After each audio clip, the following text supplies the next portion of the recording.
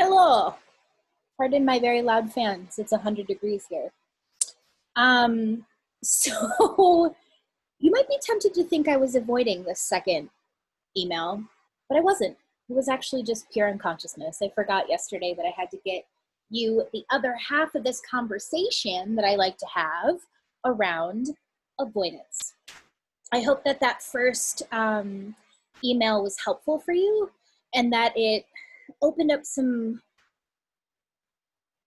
less sticky, more neutral, more permissive, more open, more loving types of understandings around your habits and how there's always two sides to everything, right? So if you have a habit that you really don't like and you want to get away from, there's a reason why you're doing it. It's actually giving you something. It's giving you a dopamine rush. It's helping you balance your neurology. It's helping you avoid things that you don't have tools for yet. It's slowing you down on timing. You know, there's a lot of helpful things that are happening at that moment, pardon me, of chakra, in that moment of avoidance.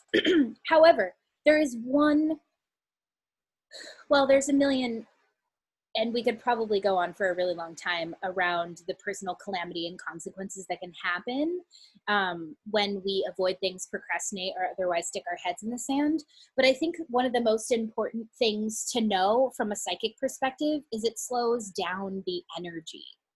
And that can be a really good thing, right? Like if we're going too fast, but we don't have enough information, that avoidance can pop up when we need to sort of be held in a container of understanding, learning, growth, healing, change, whatever it is.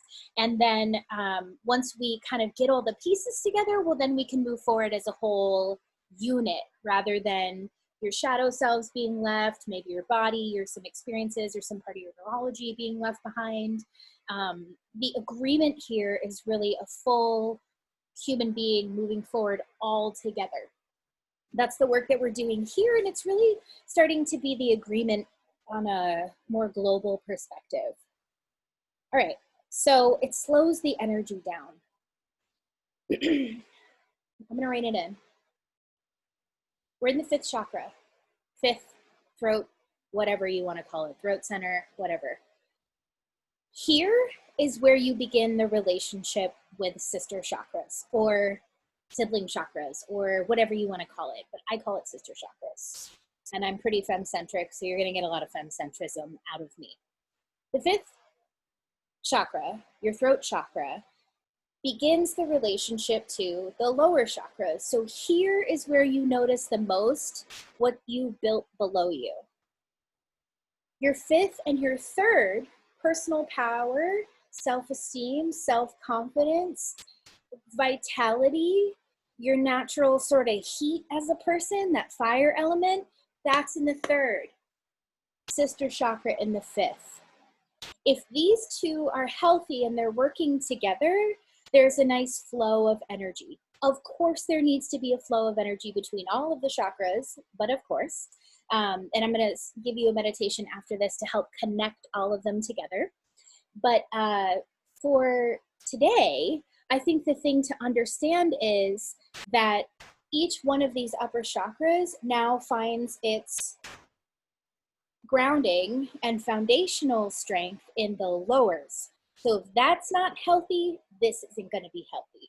If this is out of whack, this is going to have a problem.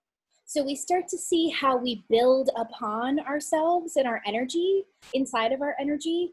And so avoidance, which is maybe not speaking your mind, not doing the thing, not getting something done, has a lot to do with these and how these are doing in relationship to one another. So I want you to think about how important it is to move energy, metabolize energy, and otherwise kind of be able to move forward to the health of your third chakra and how that relates to the health of your fifth. So while I fully think there are fabulous reasons to slow down on things, to avoid things at times, I also want you to start to ask yourself more critical questions about your avoidance, because the idea here isn't to excuse it and then continue to put our heads in the sand. The idea is to understand why it happens and then begin to understand deeper how to work with ourselves. That process is entirely unique to you. I can work with people in one-on-one session around that, but I can't teach that in a group format because every little tendril of how you understand this or what your needs are around it are going to be different. Your medicine cabinet here, your tools cabinet here is going to be different. And each circumstance, depending upon how it got built, psychospiritually, emotionally, physically, all of those things, they have very specific reasons why. So take your time, deepen your relationship to yourself, and deepen, here's your fifth chakra tip, deepen the questions you're asking yourself. When I started doing psychic work from a teaching perspective, I was on staff at my psychic school, and I remember watching the students, because you get a whole different perspective when you're teaching than when you're learning. And I remember watching the students ask the same questions over and over and over and over and over again. And like the higher up the students got, the more, if they got stuck on something, it's like they would get even more stuck. Because once you have more tools, once you guys are at this level, you're kind of held to a different standard consciousness-wise. So the number one thing you can learn how to do here is to ask yourself deeper, more meaningful, different questions that get you a different kind of a response instead of asking the same thing over and over again. So in response to an example, it would be like, where's my partner? Where's my partner? Where's my partner? Where's my partner? Why aren't they manifesting? If you ask that same question over and over again, it's never gonna, that's not the thing that's gonna get answered. And the universe, your internal guidance, whatever the hell you wanna call it, it responds to that. If you ask a question of yourself as you're communicating with you, and you get your avoidant response, or you get kind of a brick wall, the thing to do is to ask a different question of the same situation. So for example, this is just OG spirituality, it's everywhere. You know, people are constantly doing like mindset work. This is a function of that. So you notice I'm asking this same question from this same energy over and over again. Why don't I say, okay, I'm frustrated that my partnership's not here. Well, what can I do to make space for this new person? Is there anything that I need to get with about myself? Is there anything I need to heal and let go of from past relationships? Is there anything that I need to know about this before I am safe to invite this person in, or this next person in? And that's always a good one. Am I safe to invite a new person into my life? And your guidance system will be like, blah, blah, blah, blah. You know, the more that you learn how to connect with yourself, learn how to talk to yourself, the more you will get answers to your questions, and the easier it will be to ask the questions, and you will stop running into avoidant behaviors because you'll be able to access more of your information in that moment. So you don't have to slow your roll as much. You can assimilate, metabolize at the speed more of your upper chakras than sort of the pain and the upset of the lower chakras that are just a part of being human. You're seeing, you know, all of these conversations like I am about racism, imperialism, white supremacy, all this stuff. I'm so fucking happy because that has been setting the tone at these lower chakras for thousands of years. And I didn't really want to have a direct conversation about that with the mixed company about what's really going on in there. Glad everyone's having the conversation. There are different people leading that conversation, but here we are. We're seeing the controls on the energies at the lower chakras. It's structural, right?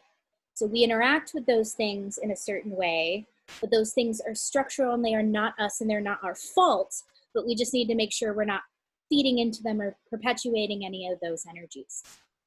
That being lodged in our lower chakra zone will make it harder for us to connect with our bodies because a lot of us as spiritual folk are up here. We're a lot better up here.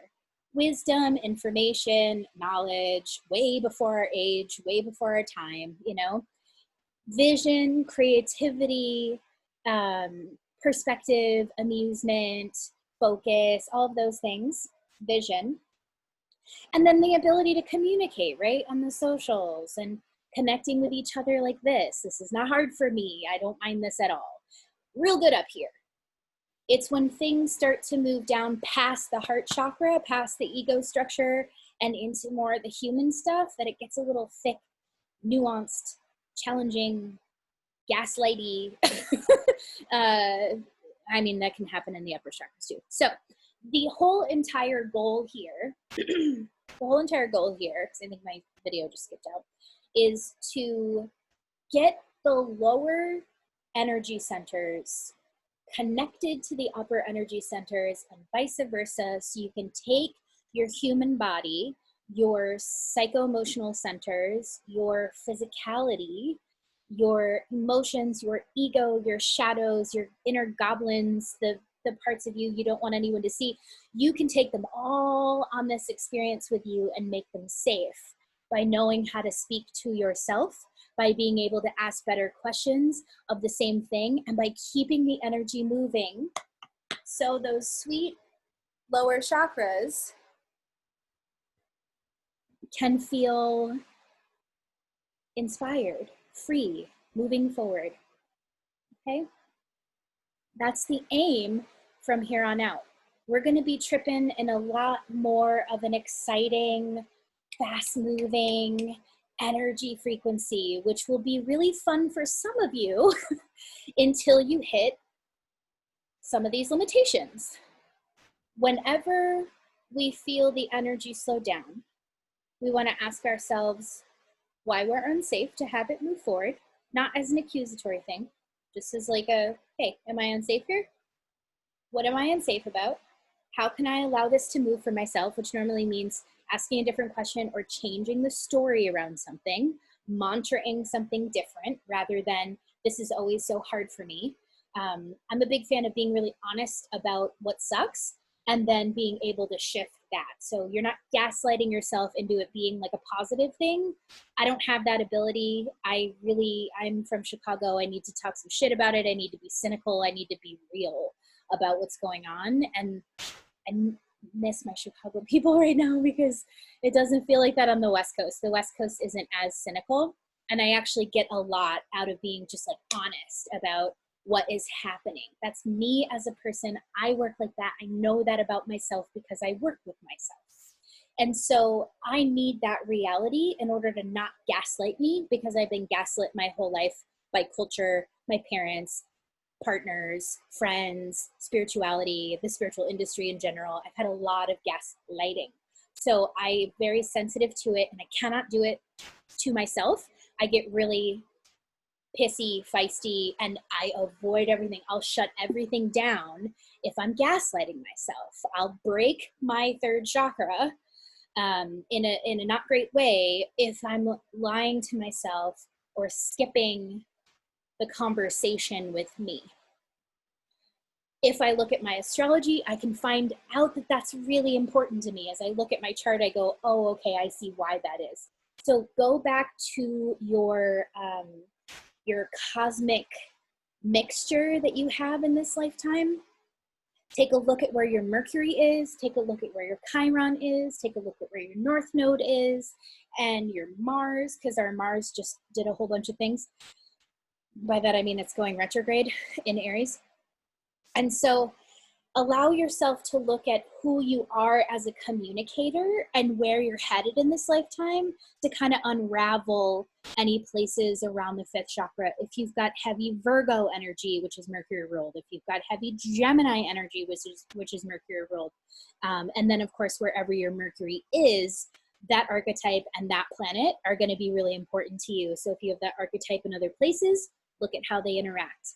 If you have that planet ruled by something else, so say, for example, my Mercury is in Leo, I look at my sun sign.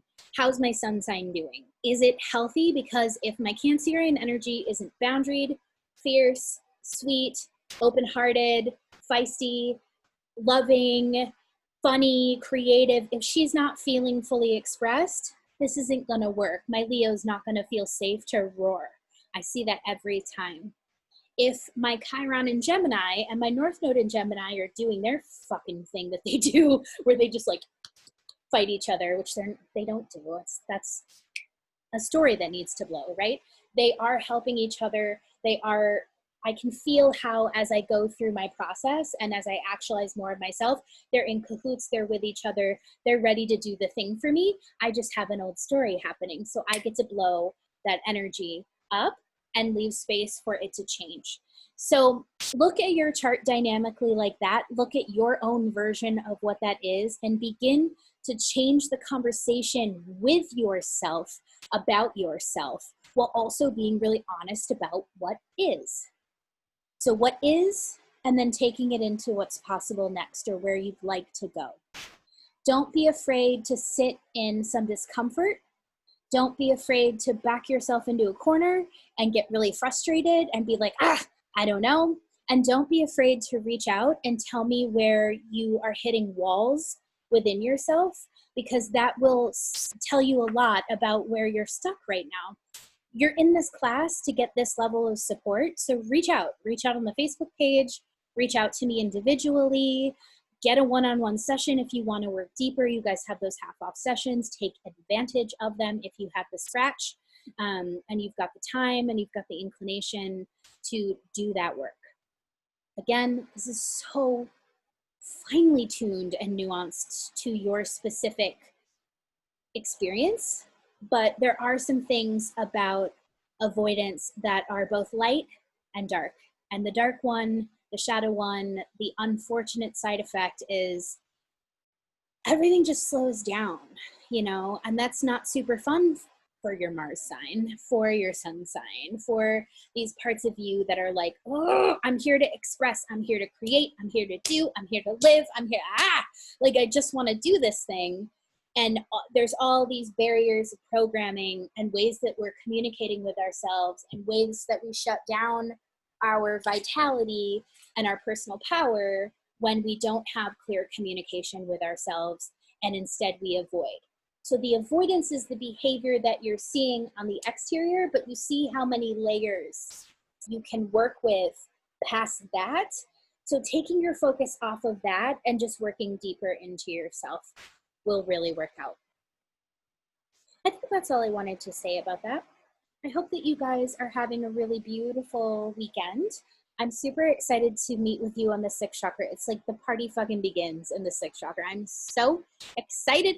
We're going to be blowing up all this stuff. We're going to be looking at agreements. We're going to be looking at stuff for the collective in 8 through 12, us personally, but also like really us and the collective, doing a lot more collective witchcraft, destroying things in the collective. That might seem really intimidating to some of you right now, but it's not. You're supposed to be doing this work. You're here for this work. It's safe to do this work. And I'm really excited to do it with you. It's all just starting to get fun. So hang in there. Mwah.